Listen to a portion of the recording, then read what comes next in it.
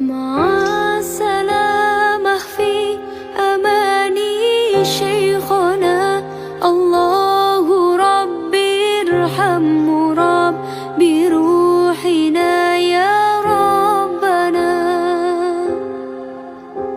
مع السلامة في أماني شيخنا الله ربي ارحم ربي روحنا يا ربنا. مع السلامة في أماني شيخنا الله ربي ارحم ربي روحنا يا ربنا. Assalamualaikum warahmatullahi wabarakatuh. Sahabat kebaikan yang dirahmati oleh Allah Subhanahu wa Ta'ala, ada 3 amalan yang utama di hari Jumat. Yang pertama adalah istighfar. Kita disarankan, dianjurkan untuk senantiasa memperbanyak istighfar di hari Jumat. Karena memang yang namanya manusia itu dia tidak bisa terlepas dari salah, khilaf, dan dosa. Dosa-dosa yang dibiarkan bertumpuk terus-menerus tanpa diiringi dengan istighfar, tanpa diiringi dengan perbuatan baik, maka dia akan menumpuk dan menutupi hati kita, sehingga hati kita akan terbungkus oleh noda hitam yang sangat besar. Dan ini tentu akan berdampak kepada kita akan malas untuk beribadah kepada Allah, karena dosa yang sudah tertumpuk sekian lamanya kita tidak beristighfar dan mohon ampun kepada Allah Subhanahu wa Ta'ala. Dan ternyata dosa-dosa yang menumpuk sekian lama kita tidak taubati, kita tidak istighfar kepada Allah Subhanahu wa Ta'ala, maka dia akan menjadi hijab, akan menjadi penghalang, penutup datangnya pertolongan Allah. Akan tertutup datangnya rezeki dari Allah Subhanahu wa Ta'ala. Akan tertutup datangnya kesehatan dari Allah Subhanahu wa Ta'ala. Yang kemudian akan timbul problematika dalam kehidupan kita karena dosa yang kita lakukan, kita tidak sempat untuk mohon ampun dan beristighfar kepada Allah Subhanahu wa Ta'ala. Sahabat kebaikan yang dirahmati Allah Subhanahu wa Ta'ala, jangankan kita manusia yang biasa, yang penuh salah, khilaf, dan dosa, baginda Rasulullah Shallallahu Alaihi Wasallam, pribadi yang sangat mulia, bahkan digaransi oleh Allah Subhanahu wa Ta'ala maksumun billah, terhindar daripada perbuatan dosa. Ternyata banyak riwayat menceritakan tentang kisah kehidupan baginda Rasulullah Shallallahu Alaihi Wasallam.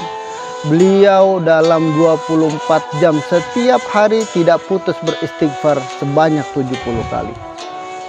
Wa fi riwayatin, di riwayat yang lain dijelaskan, mi'ata marrah, baginda Rasulullah SAW selalu membaca istighfar sampai 100 kali. Apalagi kita, saudara, yang selalu banyak perbuatan khilaf, salah, dan dosa, baik yang sengaja ataupun tidak disengaja, maka selayaknya, sepatutnya kita senantiasa beristighfar kepada Allah Subhanahu wa Ta'ala. Beristighfar kepada Allah Subhanahu wa Ta'ala adalah satu pintu yang harus kita lewati untuk menuju kepada Allah Subhanahu wa Ta'ala. Berhubungan lebih dekat kepada Allah Subhanahu wa Ta'ala, harus kita lalui pintu istighfar. Fastaghfaru li dzunubihim wa ma yaghfiru dzunuba illallah. Memang kalau kita tidak minta ampun kepada Allah bisa? Tidak bisa. Hanya Allah yang memberikan ampun kepada kita. Maka wajib kita selalu istighfar di dalam kehidupan kita untuk menutupi kesalahan kita, untuk mentaubati kesalahan dan kehilafan kita. Yang kedua, kita dianjurkan di hari Jumat untuk senantiasa memperbanyak salawat kepada baginda Rasulullah Sallallahu Alaihi Wasallam. Berbicara salawat, dijelaskan di dalam Al-Quran, Allah dan para malaikatnya itu mengawali amaliyah sholawat sebelum mengajak kepada umat Islam.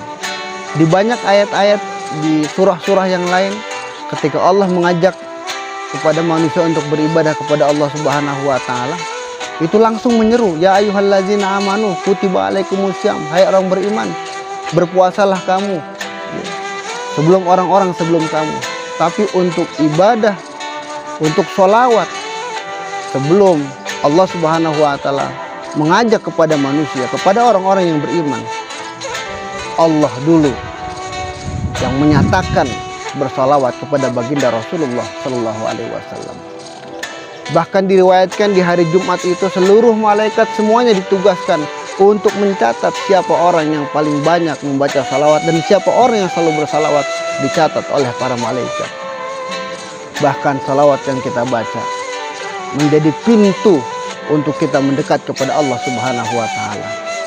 Tidak bisa orang langsung berhubungan kepada Allah tanpa melalui pintu baginda Rasulullah Shallallahu Alaihi Wasallam. Maka perbanyaklah membaca salawat, karena salawat yang kita baca itu diantaranya bermanfaat untuk menghilangkan nifak, menghilangkan penyakit hati kita. Dengan wasilah salawat yang sering kita baca, maka penyakit hati kita lama-lama dia akan terkikis. Dan salawat yang sering kita baca, sahabat kebaikan, yang tadinya tahajudnya malas, asbab dia banyak membaca salawat, maka akan tergerak hatinya untuk melaksanakan sholat tahajud. Kalau sholat subuhnya sering kesiangan, dia malas sholat subuh, dengan asbab dia memperbanyak baca salawat, subuhnya akan terjaga. Yang tadinya bakhil, pelit dengan salawat, maka dia akan menjadi orang yang dermawan. Jadi salawat yang kita baca itu insya Allah akan menjadi magnet untuk kita mau melakukan ibadah-ibadah yang lain yang selama ini kita barangkali malas atau barangkali berat untuk melakukannya. Dengan hikmah kita bersalawat, kita diberikan kemampuan, diberikan kekuatan untuk bisa melaksanakan ibadah-ibadah yang lainnya. Yang ketiga, di hari Jumat kita diperintahkan untuk senantiasa memperbanyak sedekah. Sedekah yang dilakukan di hari Jumat itu balasannya lebih besar dan lebih utama daripada hari-hari sebelumnya. Bukan berarti sedekah di hari lain itu tidak ada keutamaan. Di hari-hari biasa sedekah yang kita lakukan juga memiliki keutamaan yang luar biasa. Tapi di hari Jumat, sedekah yang kita lakukan di hari Jumat itu memiliki keutamaan yang luar biasa. Karena hari Jumat sayyidul ayyam, penghulu daripada segala hari. Bahkan kedudukan hari Jumat hampir disejajarkan dengan bulan Ramadan dibandingkan dengan bulan-bulan yang lainnya. Ketika orang beribadah, bersedekah di bulan Ramadan itu lebih utama ketimbang bulan lainnya. Pun sama dengan hari Jumat. Ketika kita beribadah di hari-hari biasa, maka beribadah, bersedekah di hari Jumat itu keutamaannya sangat luar biasa. Bahkan ulama mengatakan di hari Jumat itu ada waktu-waktu yang sangat mustajabah, yang waktu itu sangat sedikit. Dan yang sedikit waktu di hari Jumat itu adalah, ulama yang pertama mengatakan doa yang diijabah di hari Jumat ketika khotib datang ke masjid sampai kemudian selesai melaksanakan ibadah sholat Jumat. Dan ulama yang kedua mengatakan saat yang sedikit ketika kita berdoa diijabah oleh Allah Subhanahu wa taala adalah ketika waktu asar sampai ketemu maghrib. Maka manfaatkanlah hari Jumat untuk kita menaikkan doa-doa kita kepada Allah Subhanahu wa taala dengan diiringi 3 amalan yang utama di hari Jumat. Yang pertama, kita senantiasa beristighfar. Yang kedua, bersalawat kepada baginda Rasulullah SAW. Yang ketiga, ditutup dengan sedekah, naikkan doa kepada Allah Subhanahu wa taala. Semoga doa kita terkabul, hajat kita terkabul. Saya Al-Fakir Sholeh Iskandar saat ini sedang berada di lantai 2 dari Yayasan Asma Nurun Nubuwah, Pondok Jati Mulia, Pondok Quran Nur Buah. Mohon doanya juga dari para sahabat kebaikan. Semoga lantai 2 ini dengan izin Allah Subhanahu wa taala bisa segera dibangun, dan saya mengajak kepada sahabat kebaikan untuk bersama-sama yuk kita ambil bagian di dalam amal soleh ini, investasi akhirat ini, untuk kita sama-sama kita selesaikan bangunan ini. Kita sama-sama berjuang untuk menyelesaikan pembangunan untuk pendidikan anak-anak yatim penghafal Quran. Mudah-mudahan ini menjadi amal soleh dan Allah semakin sayang kepada kita. Doanya terkabul, hajatnya terkabul. Wal afu minkum. Wassalamualaikum warahmatullahi wabarakatuh.